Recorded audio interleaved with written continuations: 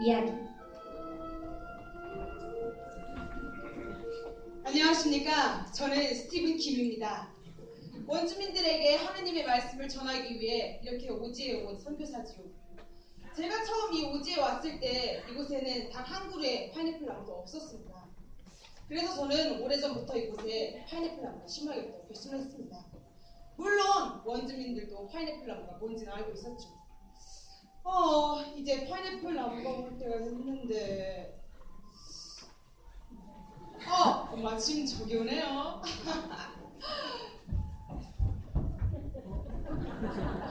이건 제가 주문한 파인애플 나무 100그루 맞나요? 예, 맞습니다. 한번 확인해 보시죠. 네. 아주 실하고 좋습니다. 이 나무 좀 저기 밭에 옮겨 심어 주십시오. 네, 알겠습니다.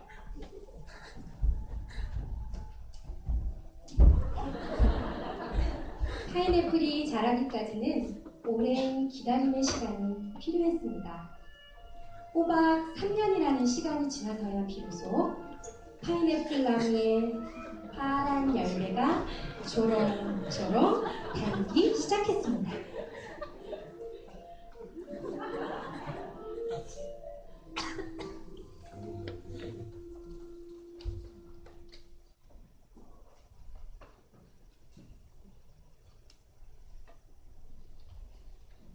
그래도 달콤하고 새콤한 파인애플을 맛보려면 크리스마스 때까지는 기다려야 했습니다. 드디어 크리스마스가 되었습니다. 선교사님 부부는 파인애플이 있는 풍성한 식탁을 대하며 기쁘고 감사한 크리스마스를 보낼 생각에 잔뜩 부푼 마음으로 파인애플 밭으로 나가보았습니다.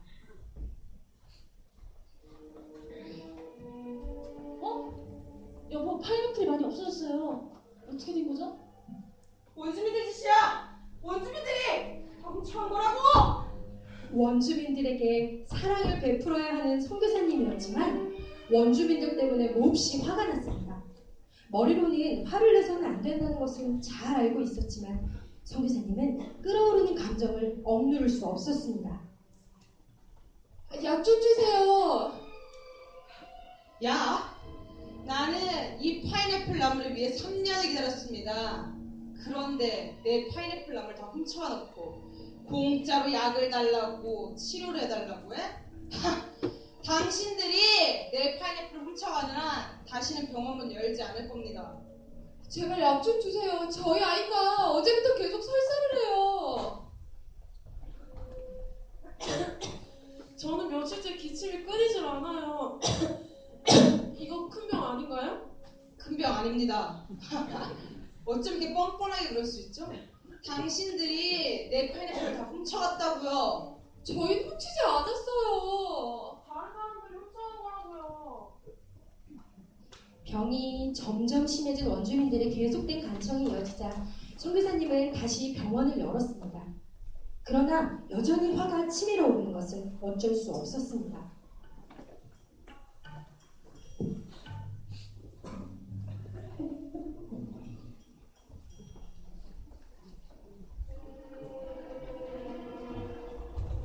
그러던 중 누가 진짜 파인애플을 훔쳐간 것인지 알아냈습니다. 그는 바로 파인애플을 심었던 사람이었습니다. 이봐요 당신! 뭐 하는 겁니까? 파인애플 따는데요? 뭐라고요? 내 파인애플 나무에서 파인애플 따는 게 뭐 문제가 있나요? 이것이 바로 이곳 정글의 법칙이었습니다. 그게 무엇이든 어떤 상황에서든 심은 사람이 주인이 되는 것이었습니다. 품삯을 받고 일했으니 소유권을 주장해서는 안 된다는 것을 전혀 이해하지 못했습니다. 그래서 그는 아무렇지 않게 내 파인애플 나무 내 거예요, 내 거 왜 그래? 뭐라고요? 당신 거? 내 거. 그들의 법칙이 그러니 어쩔 도리가 없었습니다. 그래서 선교사님은 밭의 절반을 그에게 주고 파인애플 나무도 모두 주겠다고 했습니다. 그 대신 절반으로 나눈 밭에 직접 그 나무들을 모두 옮겨 심으라고 말하였습니다. 그러자 그는 제가 옮겨 심을 테니까 그에 대한 일당은 주셔야 합니다. 일당? 일당. 알겠습니다. 일당은 줄 테니까 어서 파인애플이나 저 밭에 옮겨 심어 놓으세요. 근데 저 밭 상태가 안 좋으니까 밭 가는 거에 대한 비용도 챙겨주셔야 합니다. 뭐라고요? 그만 두세요. 선교사님은 그의 말에 진절머리가 났습니다. 달리 방법이 없으니 버리기엔 너무 아깝고 일도 너무 힘들었지만 선교사님은 파인애플 나무를 모두 뽑아버리기로 했습니다. 파인애플 나무는 풀포기처럼 뽑혀 버려졌습니다.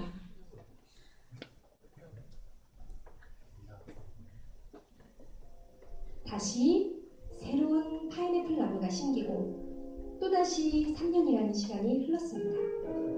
참 힘들고 어려운 시간이었습니다. 긴 시간을 버틴 파인애플 나무는 다시금 노랗고 먹음직스러운 열매를 맺었습니다.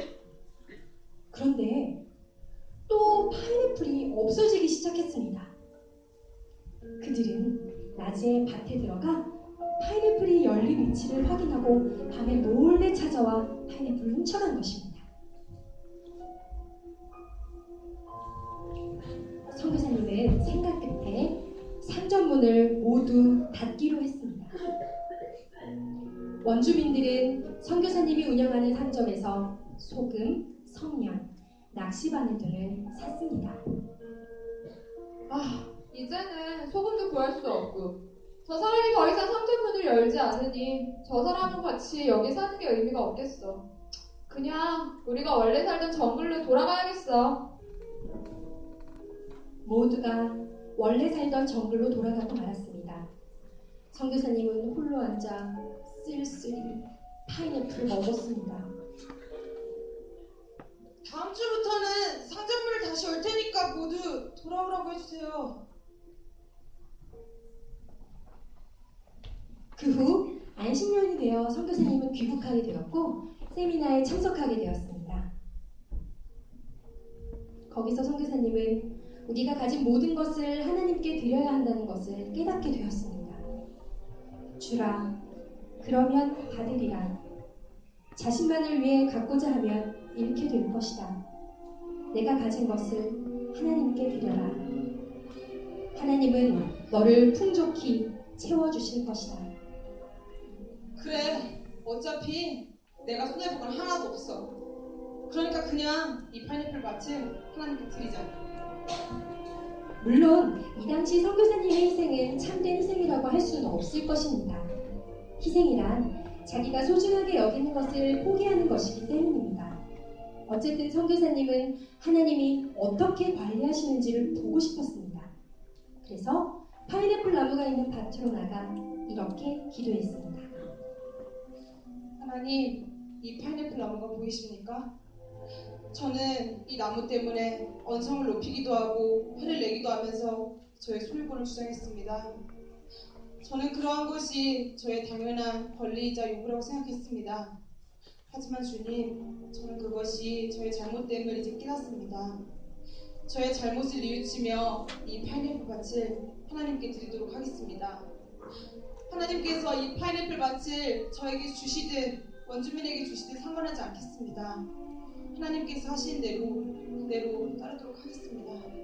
선교사님은 모두를 하나님께 드렸습니다. 그러나 원주민들은 여전히 파인애플을 훔쳐갔습니다.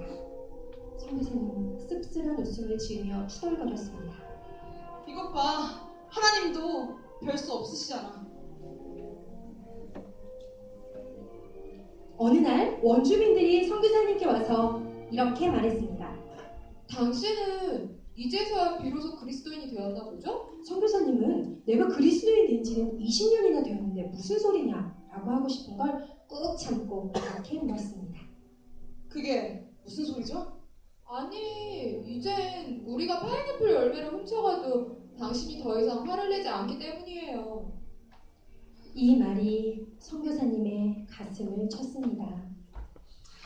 그렇습니다. 선교사님은 자신이 원주민들에게 전했던 말씀을 그제서야 비로소 삶으로 보여주었던 것입니다. 선교사님은 서로 사랑하라고, 서로 친절하게 대하라고 가르치면서도 자신은 자신의 권리를 결코 양보하지 않고 살아왔다는 것과 또 그것을 원주민들도 분명히 알고 있었다는 것을 깨닫게 되었던 것입니다. 이제는 왜 화를 내지 않아요? 저는 이 파인애플 밭을 이미 줘버렸습니다. 그렇기 때문에 제가 화를 낼 필요가 없는 거죠. 누구에게 주었는데요? 니 받았냐? 아니, 너가 받았냐? 누구에게 줬을까? 아니 그럼 우리는 여태 누구의 파인애플을 훔치고 있던 거지?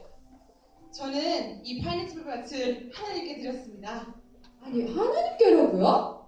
아니, 그러면 하나님이 계신 곳에는 파인애플이 없다는 말이에요? 하나님이 계신 곳에 파인애플이 있든 없든 상관없이 저는 파인애플 밭을 하나님께 드렸습니다. 그들은 모두 하나님에 대해서 생각하게 되었습니다. 그러던 어느 날 원주민 여러 사람이 몰려와서 말했습니다. 아, 당신은 이 파인애플 밭을 하나님께 드리면 안 됐어요. 그러니까 저희가 돼지 사냥을 나가도 자꾸 헛땅을 치는 거라고요. 맞아요. 우리가 하는 일들이 다 안 되는 것도 다 그것 때문이라고요. 그 밭이 정말로 하나님의 것이라면 우리는 앞으로 이 파인애플을 훔치면 안 되겠어. 맞아. 그들은 하나님을 정말로 두려워하기 시작했습니다. 그 후 파인애플 열매가 익어갔습니다. 원주민들은 선교사님을 찾아와서 이렇게 말했습니다. 아, 당신의 파인애플 열매가 모두 익었어요. 이것은 제 것이 아닙니다. 이것은 하나님의 것입니다. 하지만 그냥 두면 다 썩어버릴 텐데요? 당신이 걷어들이는 게 나을 거예요. 그래서 선교사님은 잘 익은 파인애플을 땄고 다 같이 둘러앉아 그것을 맛있게 먹었습니다.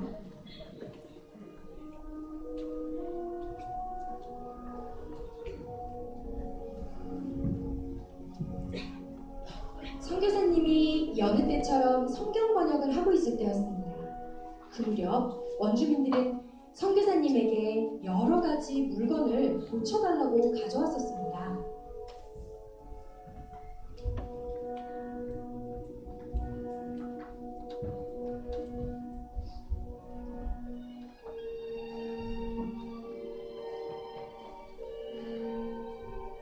하나님, 이 시간은 제 시간이 아니라 하나님의 시간입니다. 하나님께서 기타를 고치든 의자를 고치기 위해서든 저에게 이곳에 있으라고 하신다면 저는 따르고 순종하도록 하겠습니다. 이런 자잘한 일들이 끊이지 않았으니 자연히 성경을 번역하는 일은 진도가 나가지 않았습니다. 그러나 그럴수록 더 많은 사람들이 그리스도께로 돌아왔습니다. 그들은 말했습니다. 저 사람이 비로소 이제야 그리스도인이 된 것만 같아요. 그러니까 아니 우리한테 서로 사랑하라고 말했고 정말로 우리를 사랑하고 있다고. 선교사님이 의자를 고치고 있던 어느 날이었습니다. 제가 좀 도와드릴게요.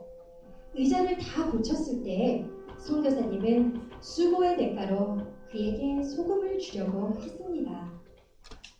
그러자 아니에요. 당신이 저번에 제 삽을 고쳐주셨잖아요. 저는 그저 의자 고치는 걸 조금 거들어 드렸을 뿐인데요, 뭐. 선교사님은 처음으로 그들이 아무런 대가도 받지 않고 선교사님을 위해서 일해준 것에 깊은 감동을 받았습니다. 이 이야기는 뉴기니아 선교지에서 7년에 걸쳐서 일어난 실화를 바탕으로 한 것입니다. 하나님 나라를 위하여 인생을 걸고 오지로 선교를 떠난 선교사님조차 자신의 소유, 자신의 권리를 완전히 포기하는 것은 어려운 일이었습니다. 우리도 모든 것이 하나님의 것이라고, 나의 나된 것은 하나님의 은혜라고 입으로 말하면서도 내 거라고, 내가 한 것이라고 주장하고 있지는 않습니까? 여러분이 절대 포기하지 못하고 꽉 붙들고 있는 여러분의 파인애플 밭에는 무엇이 심겨져 있습니까?